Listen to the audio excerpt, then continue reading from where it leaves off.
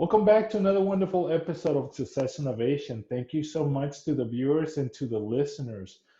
Today, I have a wonderful opportunity to have yet another fantastic guest at the show of Success Innovation for another fantastic tour and full of great information. If you haven't subscribed or shared, please subscribe to the Success Innovation and share with anybody that you believe will definitely benefit from this show. Today we have Rocio Perez. She is a published author, international bestseller of Unstoppable, 7 Steps to Becoming a More Intentional Leader. She is also the founder and the CEO of her own consulting firm, Inventiva. She has guided various individuals via her consulting firm to a successful path. Welcome, Rocio Perez to Success Innovation. How are you this evening? I am phenomenal. Thank you so much. It is such an honor to be with you on your show. I know that you're doing extraordinary things to support people in achieving their greatness. Thank you. Thank you so much, Rocio. Thank you for those kind words. This show is essentially to showcase individuals that have risen from difficult paths. And that being said, you are one of them. And I, want to get started with how was your early stages and upbringings? How can you kind of walk us through that? Well, most definitely. I grew up like a little girl with a dream. I was fascinated by life. I wanted to become a teacher. By the time I was 5 years old, I'd run around with my books that were falling apart. And I would tell my Uncle Sergio, someday I'm going to grow up to become a teacher because I'm going to inspire people. Okay. That was my dream. And so I grew up talking about that dream to anybody that would listen, my brother, anyone that would ever listen to that. My reality was very different. Okay. It was very far-fetched from the life that I wanted to live. And I grew up in extreme poverty, circumstances, abuse, you name it, all the above. And in moving from point A to point B, which seemed to be at the drop of a hat, my father would say, grab your things, we're moving. And it's not like grab the things that you want, right? We grab the things of whatever's going to fit in the trunk of a car. 5 adults, or 2 adults, 5 kids into that. And off we go on to a new life over and over and over again. That by the time I was 12 years old, I said, I've had enough. Okay. I had enough. So you decided to run away, and is that what I'm hearing? I did. Okay. I decided at the age of 12 that I would run away, and I just couldn't put up with abuse anymore. And just the life that I wanted for myself. And I remember, first and foremost, it was my life.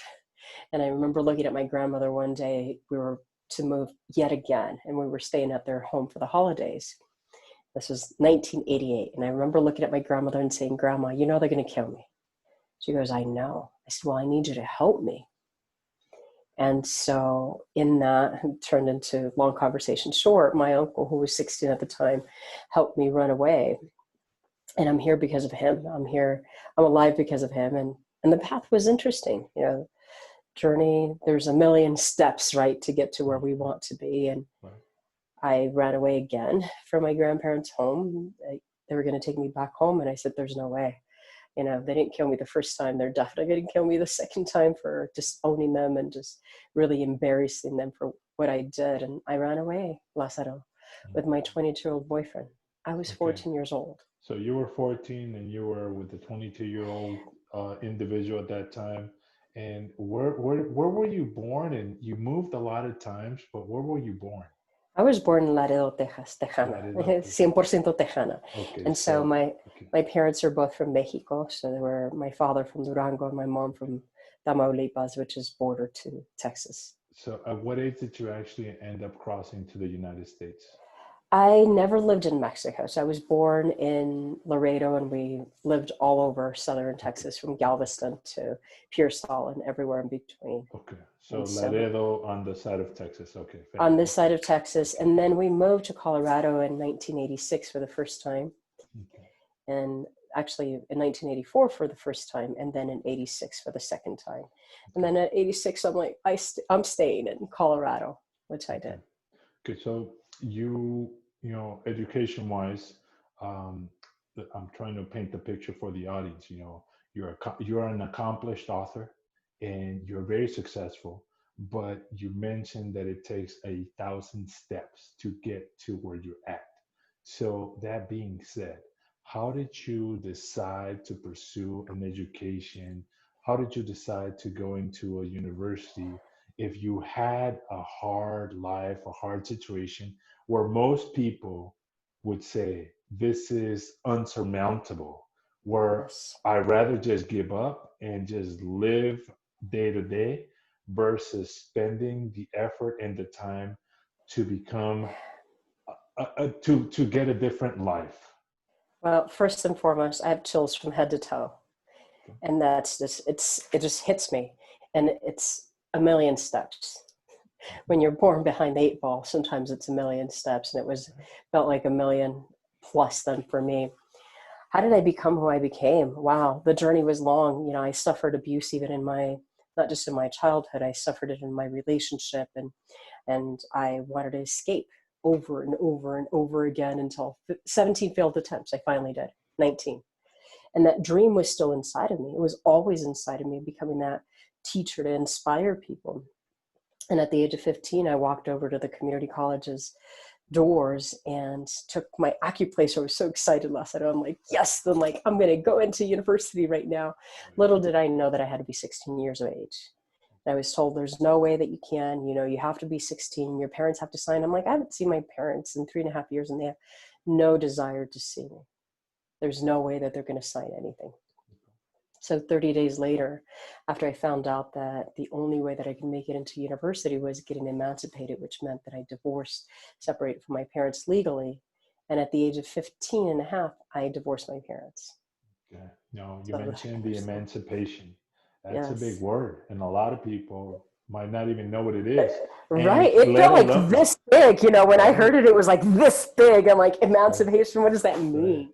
Let alone knowing what that means. At the age of 15, 16, most teenagers are just thinking of getting a driver's license, going to the quinceañera, having a party. So now you're talking about emancipation, which means you're essentially speeding up the process, bypassing a whole bunch of things and becoming a full-blown adult with responsibilities of, adulthood, where you're not a child Definitely. anymore, essentially. So Right. how did you actually deal with that, and how what was the turning point?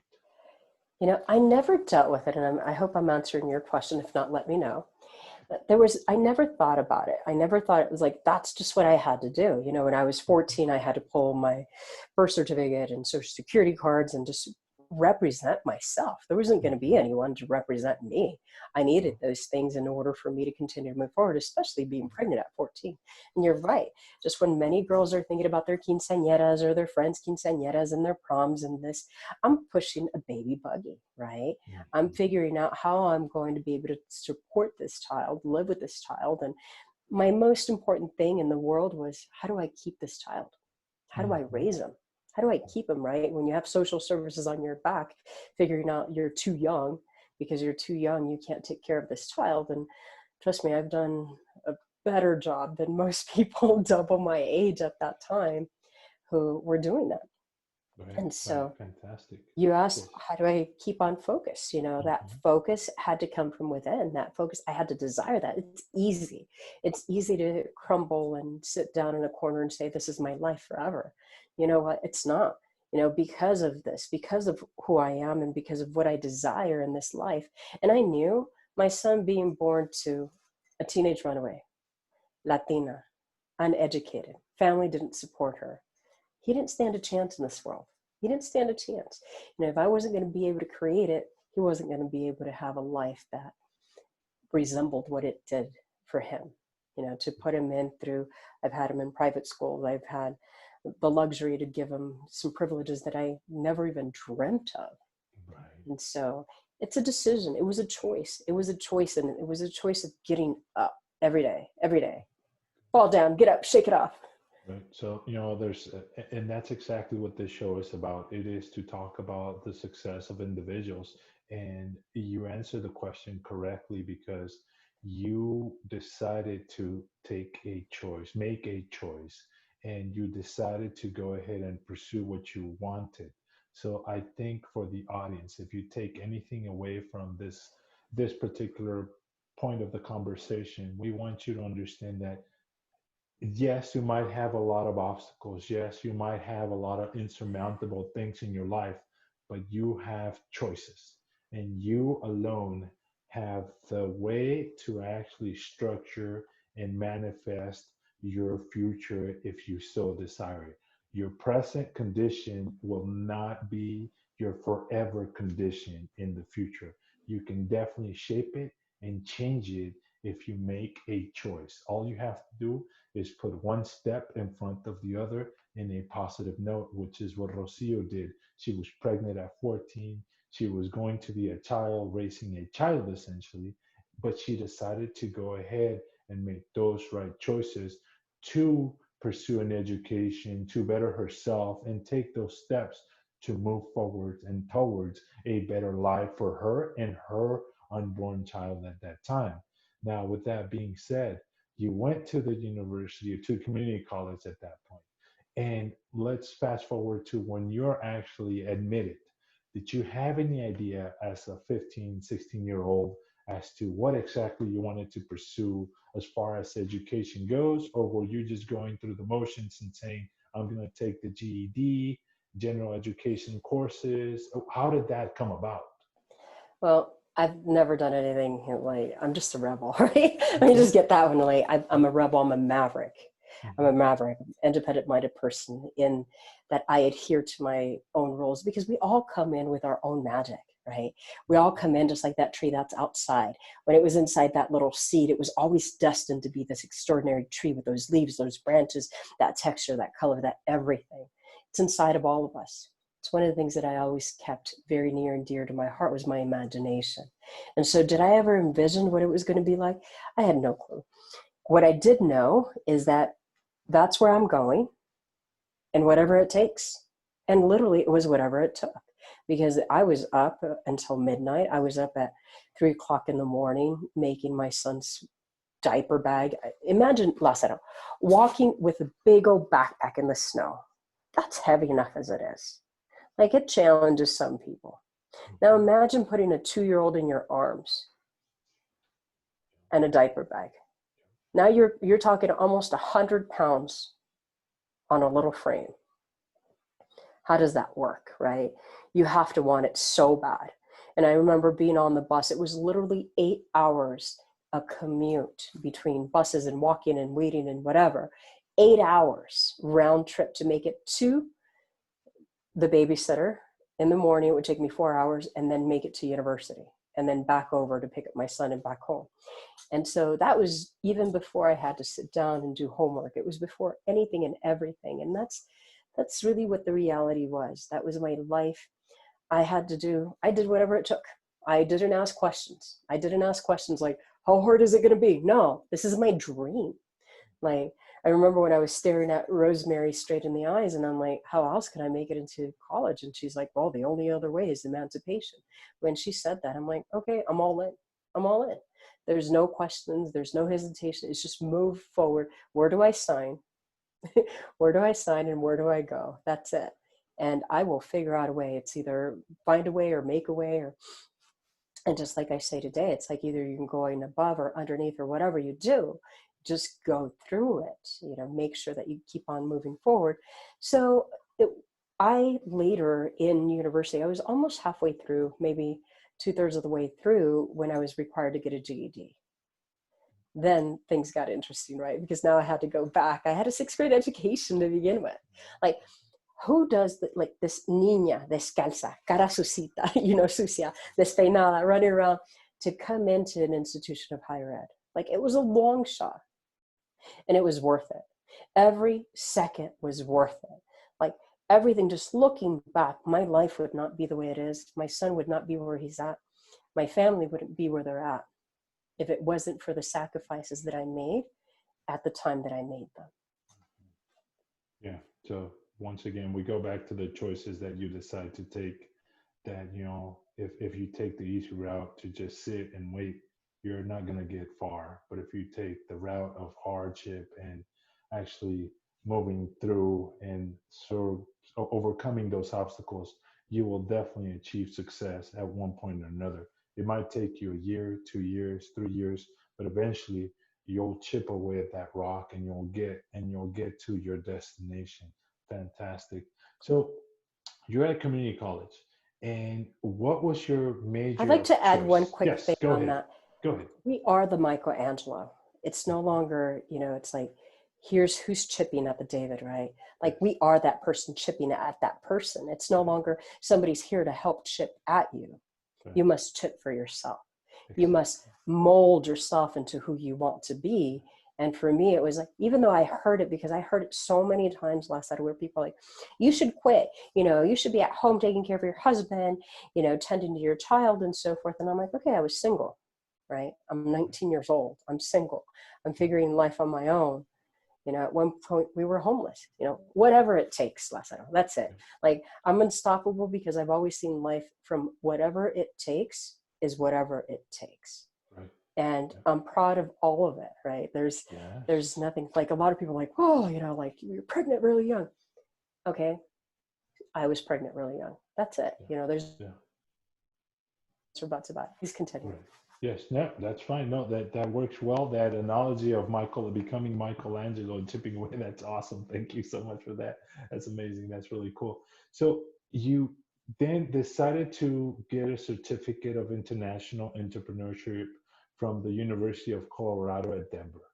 How did that happen? From community college, did you go straight into the University of Colorado at Denver?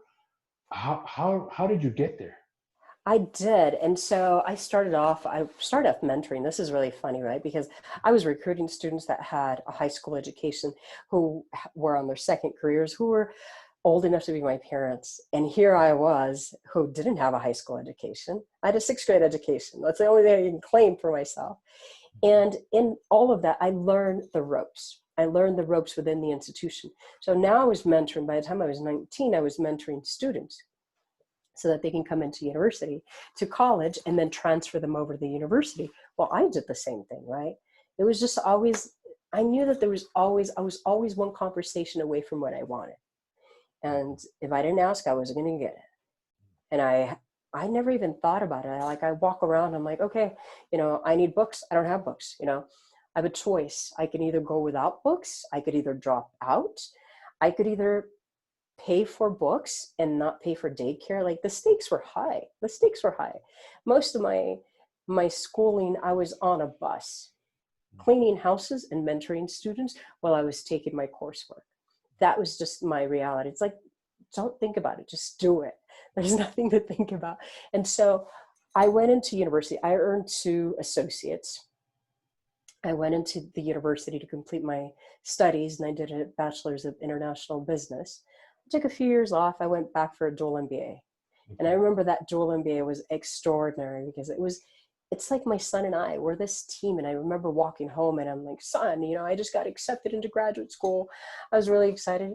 And, it was a moment in time that I had to make a decision. I choose being with him and still pursuing my education that I want to pursue, or I give up on my dream in all its totality. I wanted to become also an international corporate lawyer. And I'm like, I'm so glad I didn't pursue that. Okay. When I went for that MBA, I remember coming home last night and I told my son, I said, like, son, they just accepted me. And he's like, that's great, Mom.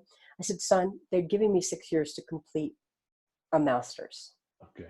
I don't want a master's. I don't do anything in singles. Like, I do it in doubles. So I'm like, I want a dual MBA in international business and marketing. And he's like, okay. And so I'm pleading my case. I'm like, son, this is what I want. I'm like, I know I can do it in 2 years. And he's like, Mom, what do you really want? I said, this is what I want. Now, mind you, I'm working 60 to 70 hours a week. I'm traveling. I'm teaching. I'm piloting 18 locations across the state. It's not like, hey, I'm right here in the Denver metro area. Yes, we were. And we were also all the way to Alamosa. Takes some energy to drive out there several hours a day. How old was your son at that point? And 13. who were you? How old? 13. 13. And who were you working for at that point? I was working for a nonprofit organization at that point. Okay. And so it's just fascinating to see. And he's like, Mom, what do you want? I'm like, this is what I want. He goes, then do it. Okay, this is what it means. To be able to do that, this is what it means. And let me say one of the things, Les, that is one of the most proudest moments of my life is to be able to work 70 hours a week. I'd get home at 3, 4 o'clock in the morning and still have to perform at 7 a.m. I still must get up, take my son to school, make him breakfast, do whatever, and then go straight into work on a Friday. That was just life. I'm going through school. I'm doubling up. I wasn't even allowed to go full time. I was doubling my classes on top of that. So imagine, I was only supposed to be taking 1 class. I was taking up to 3 classes a semester. Not a semester, every 8 weeks, 3 to 4 classes. That's how I graduated in 18 and a half months. It wasn't even 2 years. It was 18 and a half months. And we built a home on top of that. We literally built a home from the ground up in the midst of all of that. I wanted to teach my son, you can do anything, anything. You put your mind to it, you will do anything that you want to achieve in this world. Okay, that's very impressive. Very impressive. 18 and a half months, working 60, 70 hours, and still building a home literally from the ground up. That's really impressive. So what do you think actually helped with, your formative years at the university, getting your MBA, working with the nonprofit organization in order for you to actually then later jump off and make your own business? Well, I think it's fascinating. I started off as an entrepreneur. Okay. When I was a little girl, at 5 years old, a lot of things happened at 5. It was a very pivotal year in my life. Okay. 5 and 6 years old, I was selling copper to the junkyard down the street. I would literally find the wire, strip the wire, and I'd imitate my brothers. That's what they were doing. They were getting money out of it. Why can't I get money out of it? So I'd run down the street, sell the copper, go run over to Don Nieves y Don Juan, and go get my chiclosos and my ice cream and so forth and my caramels.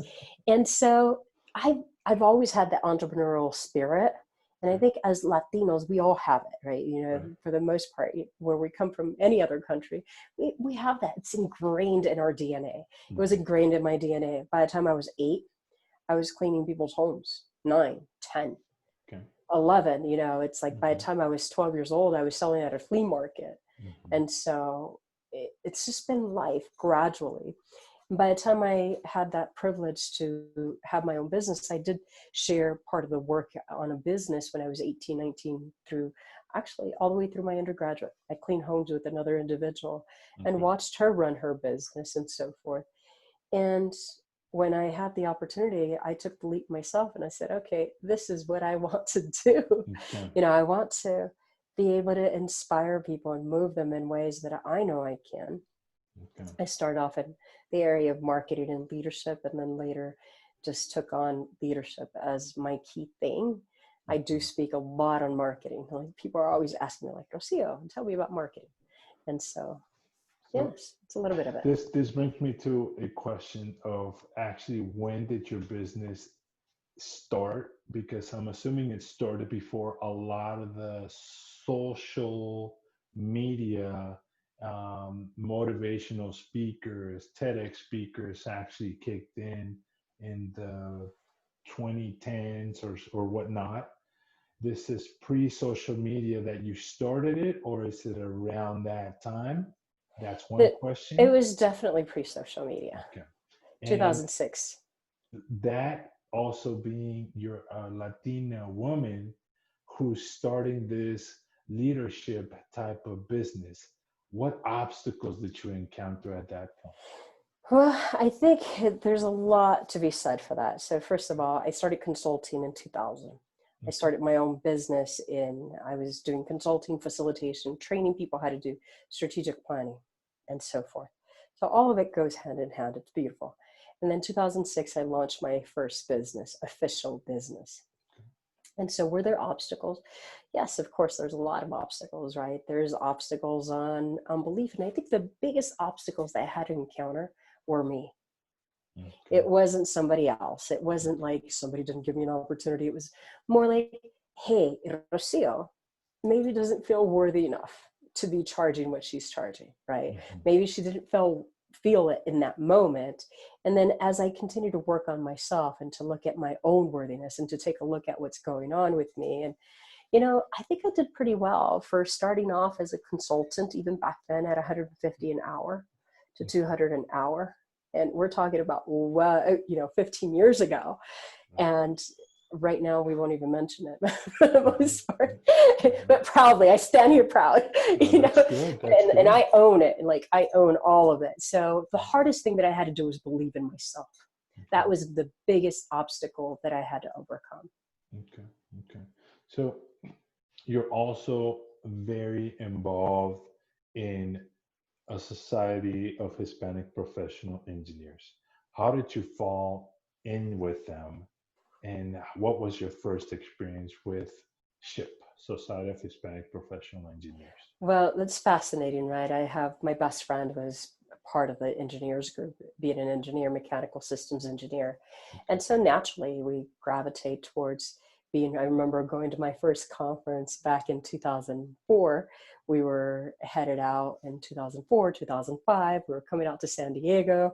And so it's just been fascinating experience. So that's how I got involved. And then I came back to Denver after our trips and got involved in the SHIP chapters here and started doing a lot of the coaching and presentations. I love doing presentations, and that's Mhm. how I got involved. So I would come in and how to prepare for an interview, how to prepare and be from a place of presence and power and poise and all of that.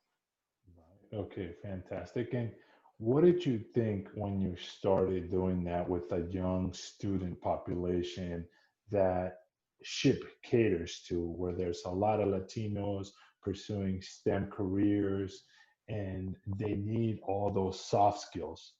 How did you see that? Well, I saw it as an extraordinary opportunity because our people are so creative. We have so much to give and to offer the world. Yeah. And so for me, it's just those minor 2 millimeter tweaks of what I can bring into them to help them hone in on their skills. And I love the fact that as engineers start to see their own value at a different level, there's like that value of what I know, and then there's the value of the impact that I make. That's huge, right? And then the value among ourselves and how do we see ourselves in the real world, communicating with others. And I'm seeing, as I was seeing that helping them, and they were just picking it up easily. It was so fast. They're popping up like popcorn. And that's one of the things that I love is the fact that people catch on to it and they realize that communication, it's not just working on a system or on a project or on a product. It is the humanity that goes along with it and those soft skills that are very transferable into any job that we do.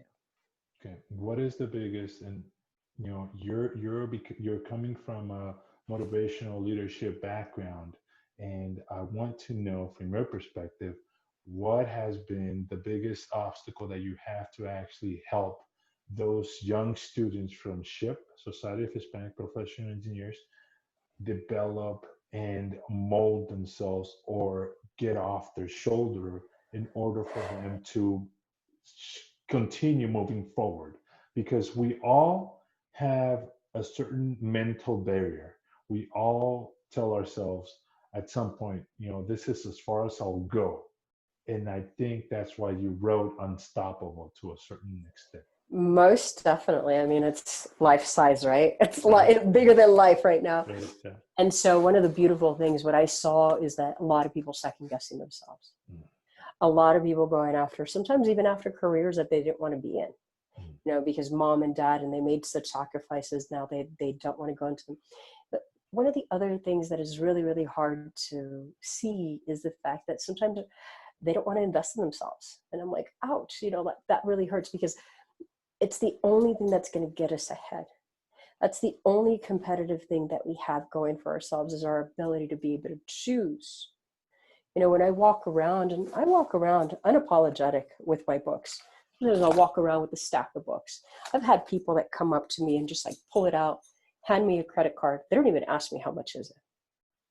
And I look at them and I'm observing them like, who is this person? I'm like, sure, I'll charge you for your books or give me several. And they don't even know how much it is. Anyway, the biggest thing that I discovered from people in my career is that when they're ready, they understand that investments are important.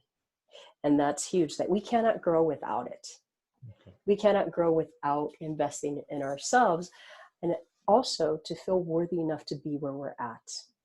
I think if there's anything that I work with all the time, it's Sometimes we don't feel worthy. And I get it because I was there. Like I had the car, the house, the kid, the education, the business, the everything. I was an empty nester. I was 33. Mm.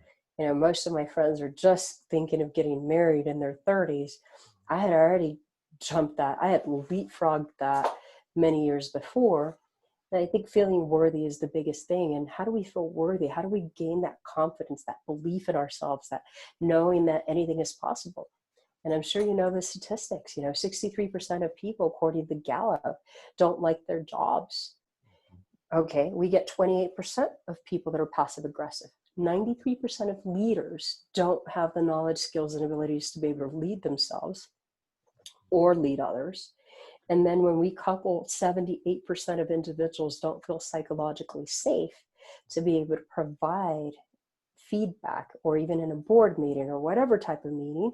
And so we're being left behind. How do we take that to a completely different level? How do we focus on us? How do we focus on what's possible and what's probable for us? So that's the biggest thing.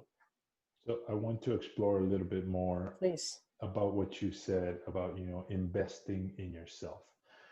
And this is so that we can clarify and paint a clear picture to the audience, because that's what the show is intended for.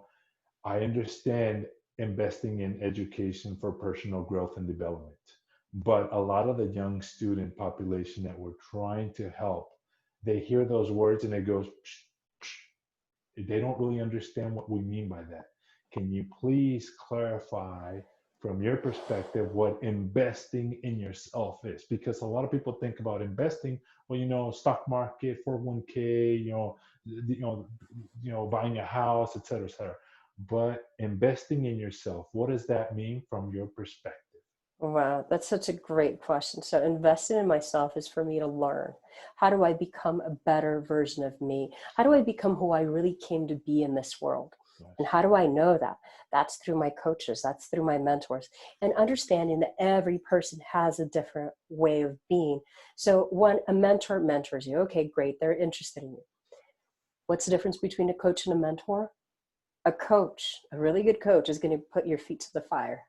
And they're going to say, I know there's more inside of you. Like, I'm going to be better than your best friend, because our best friends lie to us. Let's be honest, they will be right in front of us. They're going to lie, oh no, you did a great job. And then like 3 months down the road, you're at a birthday party and everybody's laughing at you because they're cracking jokes. Let's be honest, right? And they're not as honest. And so for me, investing in myself is investing in to see, how do I grow my level of awareness? Because in reality, if this was like this big circle right there, and in comparison to what we know, there's a little sliver of what we know, and everything else we think we know. And then there's all the stuff that we don't know, right? And that's just the reality for all of us. None of us escape this. When we're thinking and when we understand that there's a way of being in our mind naturally, that we're going to want to say no to growing. We're going to want to say no to investing in ourselves. That we're going to want to, I've seen people who say, hey, Rocio, I cannot invest in a $25 book. Really? You just had 2 drinks. That was $40. Right. Yep. Right? So when you start to change the way that you look at things, so my resources were always different. I remember when I was working for a particular nonprofit, we were all earning the same amount of money, and we all knew it. And yet Rocio, every week, she'd walk in there with her beautiful pressed clothing, my nails done, whatever. Like, I knew where to invest. Okay. I was making different investments. And I remember my coworkers would tell me, like, Rocio, we all earn the same money. Why do you dress the way you dress? Why do you do the things that you do? I'm like, okay, well, I make different choices, right? I'm not running around spending my money at a coffee shop or in a restaurant. I'm investing it where it's important for me. Right. Yes. I will buy programs any day, and I will pay for any coach any day over a nice piece of clothing. Right. Okay. And I love clothing. Trust me. Right. I'm like, I got this guy from Coyoacán, Mexico, I'm like, I love fine things. And the most important thing is things will never get us to the places where our minds will. Right. We're all born equal. Yes. We're all born equal. We're born with a brain and our ability to think. And given that we're a healthy person, we're born with a brain and an ability to think, and we all have the same time, no matter what. Let me It is ask you a within our question. resourcefulness. Go ahead. Let me ask you a question of uh, how would you try to suggest individuals, young individuals who are adamant about saying, okay, yeah, I hear how to invest in myself, but it's going to cost me money. I've never really had money, and I don't really feel, or I don't really know how to definitely spend $300 for a coach. What would you say to those individuals? And I'm pretty sure that you run into this a lot, but I just Yes, want the audience who's listening here definitely. to No, I just had to take understand. a breath back because I have flashbacks of, I have clients all over the world. Okay. Right. I have flashbacks of, here's two cases. One, and there's so many, so many. The ability of individuals who I work with, for them to quantum leap and create what they wanted. I've had individuals who were earning $300 to $400 a week in their business to now have the potential of $750 an hour, not even a day, not even a week, An hour. an hour. Okay. I know what it's like to earn that money an hour, and then times it times 10, right? Just get that. And so for me, you could have never told me, if I would have hung on to even my own $150 an hour, I would never have the privilege to earn what I earn right now, right? To earn, and trust me, I've had moments where I've been in places like, I don't know, I have this amount of money to live off of. How am I going to invest in it? And I remember the same day that a gal posted to me. She was a PhD, amazing individual, and came to me one day and said, Rocio, how are you going to invest in, why are you not investing in your business? How are you going to invest in it? And I got really upset at that. I'm like, how dare you? How dare you? No, I live comfortable. You're asking me to live below my means, And let me tell you, Lázaro, when I took her advice and I started taking that money, instead of going to the store, I was reinvested it in my company. My company started to grow. My brand started to grow. And then now I wasn't charging $150 an hour. Mm-hmm. I was charging thousands an hour. Mm-hmm. Okay. So that's the difference between that. Like, somebody can take you and mold you. And that process, when we're younger, we can quantum leap that process super fast. In a matter of months, people will be in a very different place. I've worked with individuals as young as 3 years old, 2 years old. I mean, I have a grandson. And so I teach my grandson Emilio how to think. Like, he's going to be unstoppable because I help him to be unstoppable, right? And then just knowing that mindset is the most important thing. Just like I've had people that are 16 years of age. When you asked me that question, it just took me back to a client that I had who was out of the country, and coached him. And then I coached a relative of his who was 16 at the time, who's now in their 20s. Just amazing what their life has become. I've had individuals who tell me, Rocio, do you remember when you met me that I was right here? Great. I just had that conversation 3 weeks ago. Yeah. All these text messages are coming through. Remember what my life looked like? And look at me now. Yes, look at you now. You must be very proud of yourself. I don't take credit for any of it. That's their journey. That's what they chose to do. I came in, I showed them the tools, and every time they went off track, I went back here. And they went here, and they went here, and they went here. I'm like, no, back here, until they finally got it. And when they got it, oh my, like, what was possible for them, like, the sky's the limit. I can guarantee you that the people that I work with, their lives are going to be better forever and ever. And it's difficult too, right? At times I have clients that sometimes they're in their 70s and they're trying to make a change in their 70s. Okay, it's going to take much more effort than when we're in our 20s. A lot different effort, a lot different investment, because we've been there for much longer.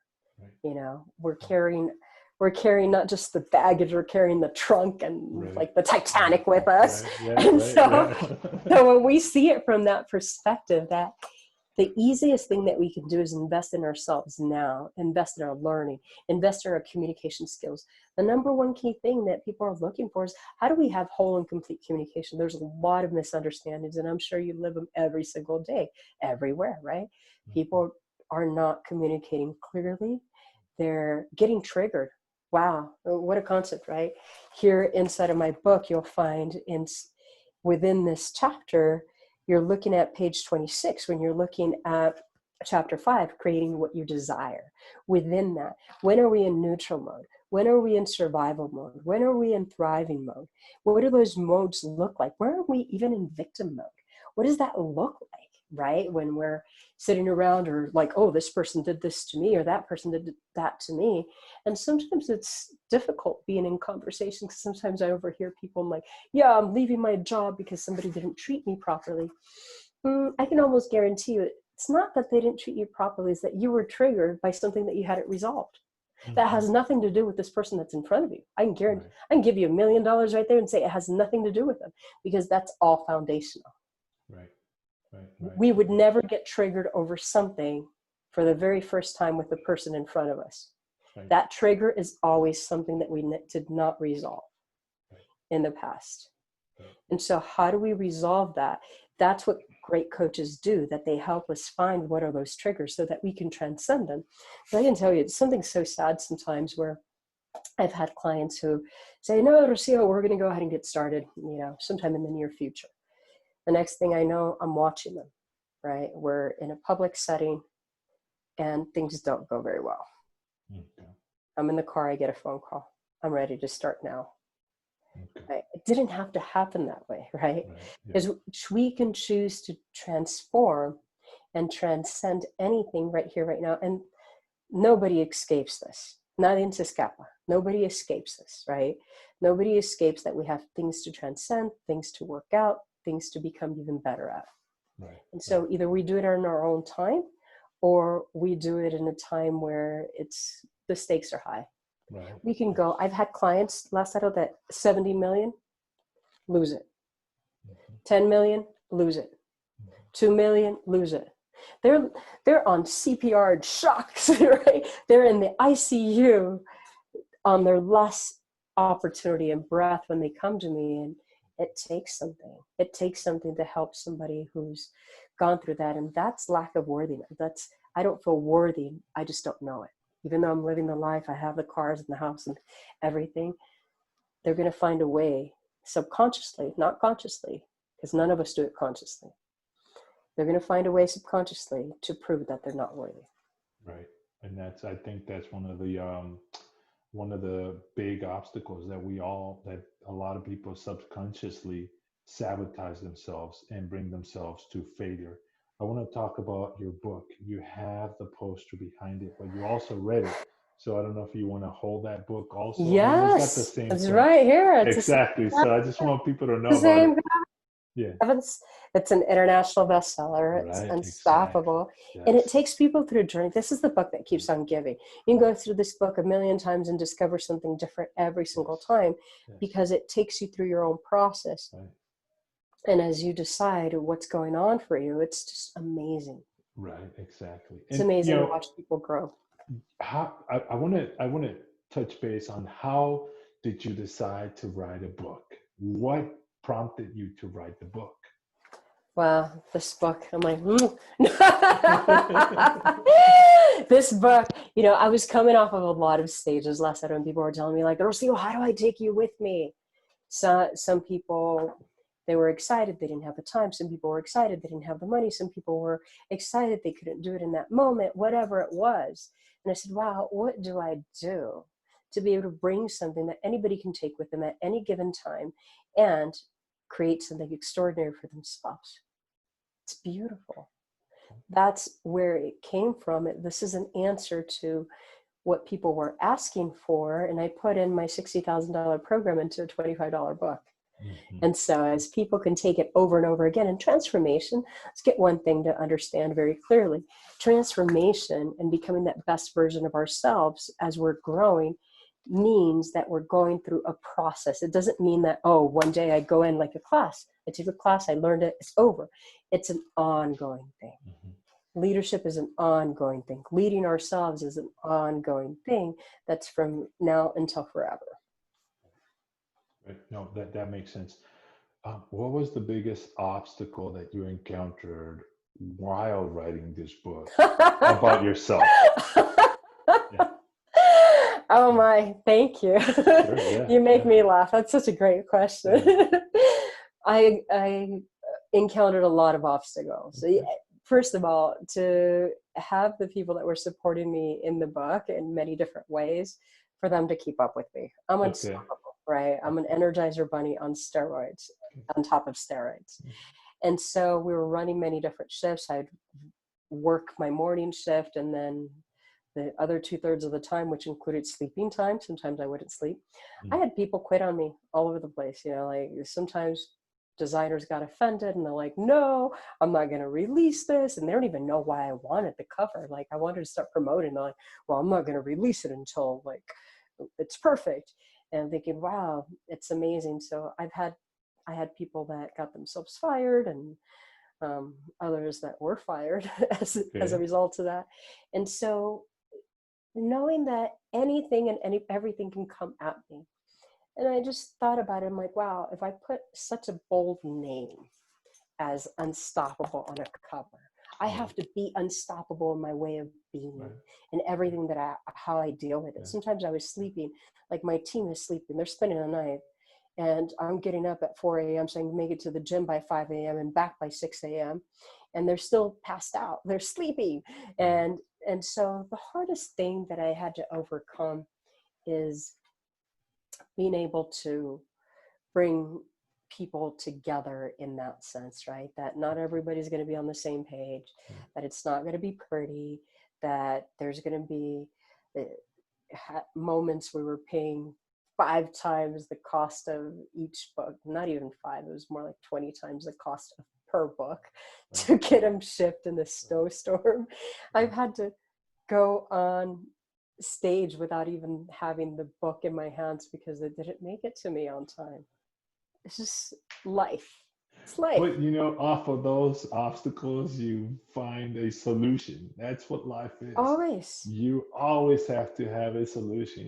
For the audience that is listening, we're gonna put a link in the bottom of the description, so you can definitely reach out in Amazon or Barnes and Nobles, wherever it's sold. You Yes. can definitely You reach. can reach me directly as well, too. Yeah, also directly with Rocio Perez to get a copy of her book Unstoppable. And I want to ask why the title Unstoppable. I think you kind of already answered. That was one of my questions. Why the title Unstoppable? But I think you answered that you're an energizer bunny and that you want to be portrayed as somebody that you sees an obstacle and you kind of either go around it, over it, or through it, but you are unstoppable. If you have My the entire goal, life.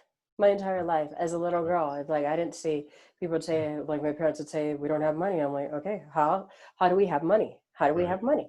How do right, I buy what I want? How do I right, buy what I right, desire? right, Right. And right, so it's always about finding a way. It's like I right, see a lot of people. It's so funny. One day I was chatting with a friend and he had asked me, he's like, well, Rocio, how much do you make? And I'm like, well, it depends. It depends. Back then in that moment, it was anywhere from $500 to $2,500 an hour. And he looks at me and I'm like, yeah, but you know what? Lately I've had to sell my hours at 250. Like it was a little bit of a stretch, right? And even at that, you have to be unstoppable, right? Oh no, you're not going to pay me what I'm worth, right? As opposed to like, thank you for the opportunity. Let me take advantage of it and go somewhere versus being stuck, because sometimes we're stuck in motion. And when we're stuck in motion, that means we're definitely not being unstoppable. Unstoppable gets up. Unstoppable is poised, cool, calm, collected, finds a way no matter what. Unstoppable is resourceful with their thoughts. It's not about money. And it will never be about money. So let's get that one clear. It is about a way of being, of who we are being, and how resourceful can we be? What can we leverage? There was days that in my career that even though I didn't do certain work, I was being hired to do that work, and we were being paid top dollar for that work. And mm-hmm, so I didn't have the expertise, but yet they hired me, okay, at 100% right, on that. And that's the beauty of it. It's like, how do I become resourceful? Resourceful is what's going to take us to go It's going to take us to the Olympics, right? It's going to Mhm. take us all the way from here to the moon. It's not just who we know or knowing that we're smart, but Okay. really finding ways. In what ways are we smart? How is this helping us? How am I Okay. being able to do that? It's not just showing up to the party. It's like most of the time when I show up to the party, it's like people are giving me the stage. They're like, Okay. okay, here you go. I'm like, I'm not here to speak. And Mhm. first of all, and second of all, how did you know I was a speaker? You know? Right. And Right. so Right. it's a way of being. Through your book, the writing process, and the whole, span of when you started to when you finished, what was the biggest lesson that you obtained off of this process? Integrity, Integrity. my word. Okay. I gave my word.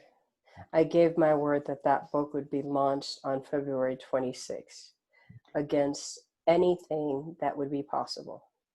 And if you knew the things that had to go into this book from starting to finish, I've had people who stood there in front of me, my consultants, to say, see that date right there on my wall? Change it. You're not going to make it. And I just looked at the date, looked at my consultant and said, I'm not changing it. That day will remain. Staying in my conviction. See, when somebody is asking us and telling us not to do something, it's because they've never done it. They don't think it's possible. It's not possible for them. It's not that it's not possible for me. It's not possible for them. I get it, right? So staying in my conviction, integrity, my word is my word. My word is the only thing that I have, right? And if I give it, I must earn it, right? I must live it. Just like when I gave my word to my son when I was pregnant, after I had gotten the news that the social worker wanted to go ahead to take my son away from me and showed up the day of delivery as I was delivering my son, I gave him my word that I would see him through life. I gave him my word and I lived my word. Was it pretty? Probably not. Life isn't. That's fine.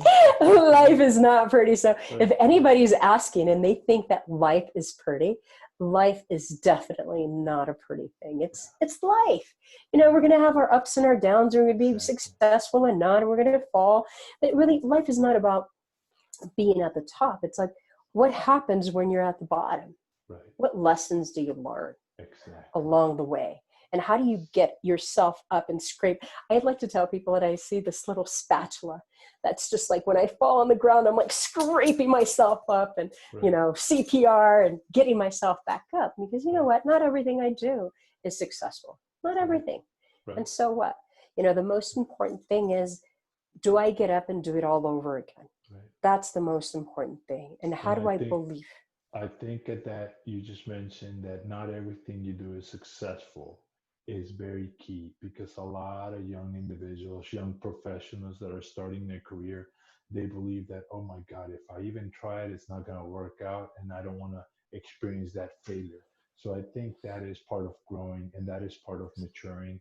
And the more you do something, the more you believe in yourself to try and to fail, but fail fast if you're going to fail, is the way to succeed.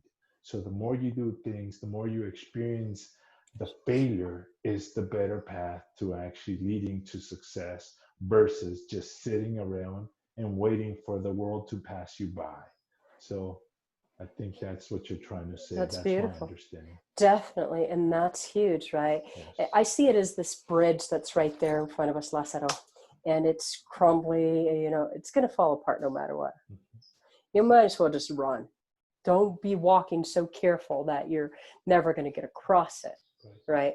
Do it fast, get it done, get it over with. If there's discomfort in your decisions, maybe that's a good thing, because if you're comfortable in the decisions that you're making, you're probably not stretching. And here's two things that are really, really important to me is adversity is our best friend. If we grew up in poverty, we grew up in abuse, if we grew up in whatever, there's some gifts inside of that. That's what an extraordinary coach will help do, is take those gifts out, draw them out, help you see your gifts. Everything that we've ever lived, I would not change anything, Lázaro. And I've been through some very dark places in my life. I would not change a thing in my life because I would not be half the woman that I am. I would not be half the woman. You And have to cherish your experiences, and you have to cherish who you are, and you have to embrace it and come to terms with it, because ultimately those experiences, those teachings, those hardships are making you who you are as an individual. They'll definitely. make you tougher, they'll make you cherish the good times, and they'll make you reflect and be able to come out of those hard times that are ahead whenever you get to them. And I love that because at times I can take a look at the world and people bring me in to solve problems. I'm like, what problems? I'm like, move this thing around, done. They're like, Right. it's taken us 9 months. How can you walk in here? And there's times where I've had people when I'm doing speeches and they're just watching the audience that I'm there to coach, and the people are around me and they're like, I'm going to church tomorrow. Like, just, they're so impacted in that moment from what they've seen. Mhm. They're like, we've been working on this for months and months and months, and we haven't been able to get to this point. And you just walked in here and you were able to shift. The second thing that I want to say is the fact that own our story. So one thing is to learn from our adversities, and the other thing is to own our stories. I stand in front of millionaires and billionaires and I'm like, yeah, I was a runaway. You know, I was a runaway. I was a teenage pregnant mom. I went to community college. I went on to university. I pulled myself up. I figured it out. I surrounded myself. I have a lot of people that come to me, especially in our community, our gente, who knew me back then, and they're like, Rocio, it's because you were privileged and you were honed by other people. No, mi amor, I created this. I was the one that went after this, and you had even greater opportunities and possibilities to have what I have, and you chose something different, right? Either we're choosing that dance, we're choosing that coffee, we're choosing that trip, we're choosing whatever it is that we're choosing, whatever our flavor is of the day, we're making a choice. And when we see it compiled, when I look at it, I'm like, wow, what I'm investing, I invest in what makes me successful. That's what I invest in. And if it doesn't And make me successful, I don't need it. that brings me back to the SHIP, Society of Hispanic Professional Engineers. You know, those students, those young professionals, this organization, Society of Hispanic Professional Engineers, caters to those young individuals, Latinos, Hispanics, to go ahead and become better, to lose that imposter mentality that is in them inherently for a lot of them. For some of them, they've already lost it, but to a certain extent, a lot of them and a lot of us still have it. What has been the biggest benefit that you have experienced by being and coaching and speaking in front of those conventions of SHIP at this point? So just to make sure that I understood your question, what has been the biggest benefit? The biggest benefit that you have experienced. People owning themselves, Okay. people owning, and it all starts even with our name. It's not Rocio Perez, There it's you go. Rocio Perez. Right. Okay, and I can tell you that I've had rooms of 500 plus people in a room where the presenter sees that I'm coming. They're like, can everybody say Rocio? And like, imagine hearing that 500 plus times as people are sharing that, because it's so unique. I'm not hiding. I have nothing to hide. I have nothing to apologize for. I own all of me. Soy mexicana, soy latina, soy tejana. Even though sometimes I go to Mexico, me dicen, eres americana, I come here and I'm like, whatever. Doesn't matter, like I know who I am without a Right. shadow of a doubt. Right. And Yes. I own my story. I own my name. I own my heritage. I own all of me. And Right. that's what's freed me, because I have nothing to hide from people. I have Right. nothing to hide.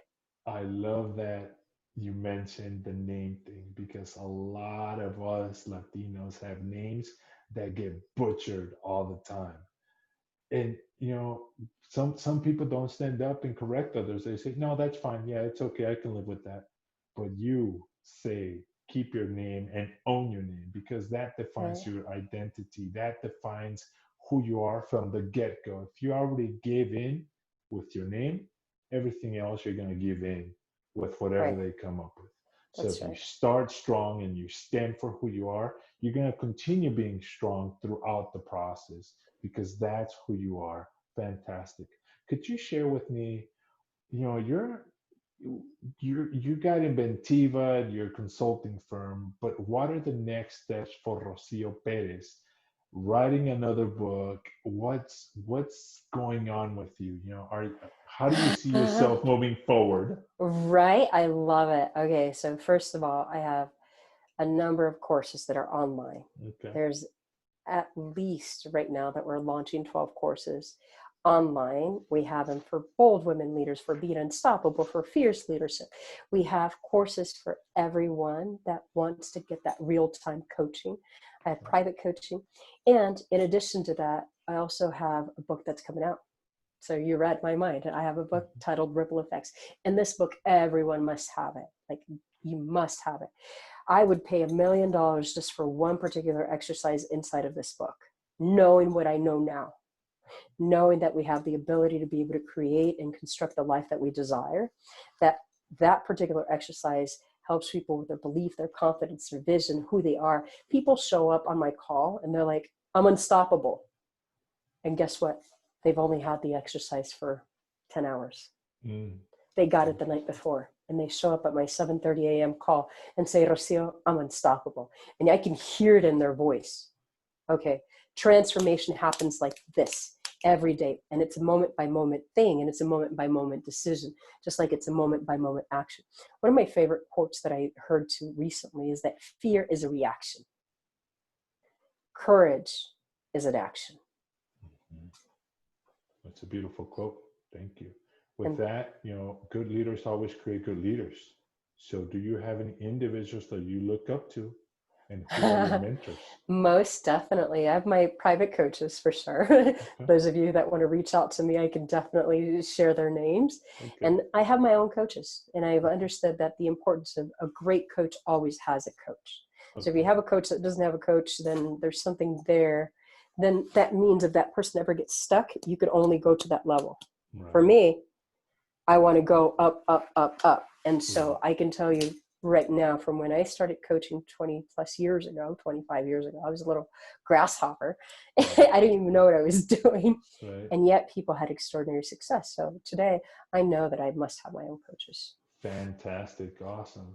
This next question, I think I can guess the answer, but I'm gonna ask you anyways. What do you It's believe your super? unstoppable. I'm So unstoppable. the question is, what do you believe your superpower to be? And you're saying it's unstoppable. So thank you for sharing that. And let me share why I say Yeah, it is go ahead. Yeah, unstoppable. go ahead. Because I've only see possibility and Okay. probability. Okay. Yeah, somebody asked me recently, they said, Rocio, what do you not want to happen with your business? I'm like, that's an awkward question. Why would I want to even give any energy to that? Hmm. I can tell you where I want in my business. Right. That's something completely different. That draws me, that wakes me up in the morning, that keeps Yes. me excited. So Yes. always focusing on what's possible is what's Right. made me unstoppable. Yes. Not Yes. what was stoppable, right? Because stoppable. Unstoppable was focusing on what I desired, what I knew was possible. Right. And that's the law of attraction, to focus Yes, it is. positive thoughts and energy into what you want so that your brain decides to go forward and follow that path and achieve that goal ultimately. So, any particular book, movie, podcast that you believe has made an impact in your life and that you wish more people would take advantage of, How that you much can time do we share with us? have? Well, Here, let me share something quickly. Okay, unstoppable. Take advantage yeah, of of course. unstoppable. Yes. Take advantage of ripple effects. It's in pre-sales right now. I will release that particular exercise that I'm talking about for those individuals that are interested in that. Right. I would also look into Claude Bristol's work, Claude Bristol, The Magic of Believing, anything by Jim Rohn. I would also look into As a Man Thinketh, right? Hung by the Tongue. Those are books that are extraordinary that help people see we become what we say we are. So if we say we're amazing, we become amazing, right? But most of us are talking like this. When we have anywhere from 50,000 thoughts to 70,000 thoughts a day, when we understand that those thoughts are the same thoughts that I had the day before and the day before and the day before, those thoughts are an automatic pilot. And even more so, Those are like my tatarabuelos, you know, my great-great-grandparents' thoughts as well. And so unless I choose to put in a new thought, which is what this book talks about, these books talk about, one of them is the magic of believing. How do you see yourself in a future fulfilled? And I'll give you a great example. I started listening to a number of speakers for many, many years. But here's an example. That home that I had the privilege to build, I couldn't afford it. And yet I believed it. I believed it without a shadow of a doubt that that would be my home.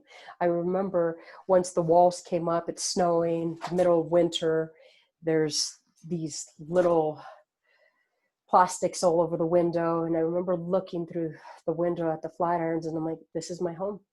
That is it. I feel it. I feel it to the core of my being. This is my home. Right. Well, let me tell you, on July 26th, when I walked in there to close on that home, it was my home.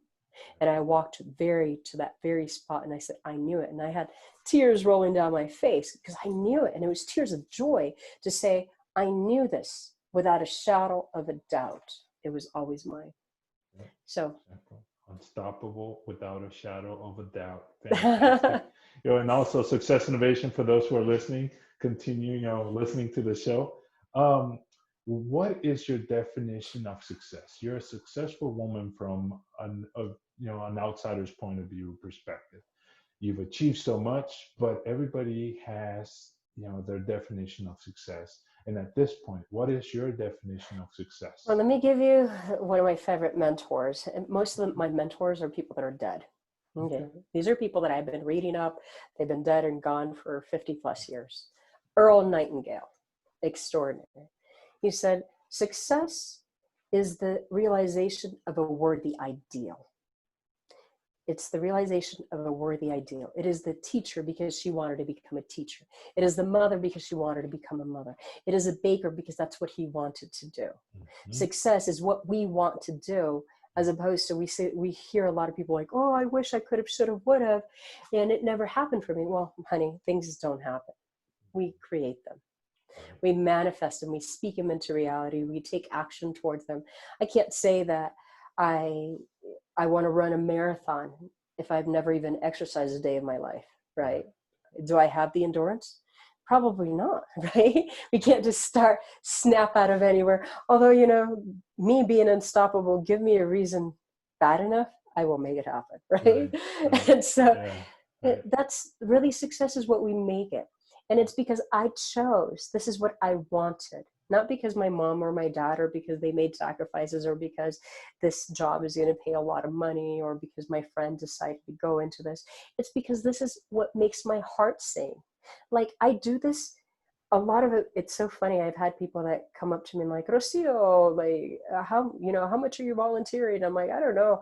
Sometimes I'm giving away like $250,000 worth of work a year. Okay. Because I love it so much. I love it. It's no longer work and I'm okay with giving, right? Imagine most people, at times, some people won't invest very much in themselves. But yet, when we have an illness, like we won't invest in our health. And yet we have an illness and we're plugging in thousands and thousands of dollars and sometimes to our detriment. And sometimes those thousands of dollars a month to try to keep us healthy and alive, as opposed to investing smaller amounts so that you can maintain your health. Exactly. Fantastic. Yes. This last question, I enjoyed asking this of every guest that I have on the show. This one is, I want you to imagine going back to that 14-year-old little Rocio, and I want you to go back to that pregnant little girl and spend about 2 minutes with her and share 3 pieces of advice. You're gonna make me cry right here. And I want, what would you tell that little girl that's expecting and has the whole future that's an ominous reality that is coming, but it's an uncertainty that is upon her? What would you share with her? Well, first, she's not even in college. I have to take a moment. I've never been asked that question at that given point in time because it was so pivotal. Yeah. What I would say to her, just keep on moving forward. Everything's going to be perfect. Every sacrifice that you will be making is going to yield tenfold. And you're never going to imagine who you will become, the people that you will surround yourself with. You're going to be with ambassadors of countries, ministers, presidents, people. You're going to have one of the most extraordinary lives ever. Just keep moving forward, because there's so much magic that's there for you as you continue to move and make those steps. And it may not be easy, and you may fall. You're going to fall. You're going to get up. People are going to turn their backs on you. People are going to laugh at you. People are going to disown you. People are going to ostracize you. They're going to do whatever they do. As long as you maintain your belief in who you are and where you're going, anything's going to be possible. And you're going to live in an extraordinary life. Just keep moving forward. That's what I would say to her. That's amazing. Thank you. Just keep moving forward. That's incredible. Thank you so much.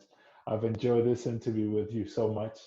The conversations that we've had have been amazing. It's really cool. I want to thank you and acknowledge you for all the stuff that you are doing and for everything that you have achieved. Thank you for being a guest in Success Innovation, for agreeing for this interview. Thank you for the patience and for the dedication that you have to your clients and to the students and to the Latino population and community. Thank you so much. And that 14-year-old girl has definitely listened to your advice, and she has become unstoppable and is continuing to push forward. And, she's blowing everything out of the water. Once again, to the audience, thank you so much for listening. Please subscribe, share, and like if you find this episode of Success Innovation of benefit. This has been Lázaro Herrera with Success Innovation. I will see you next time. Have a wonderful day. Bye-bye.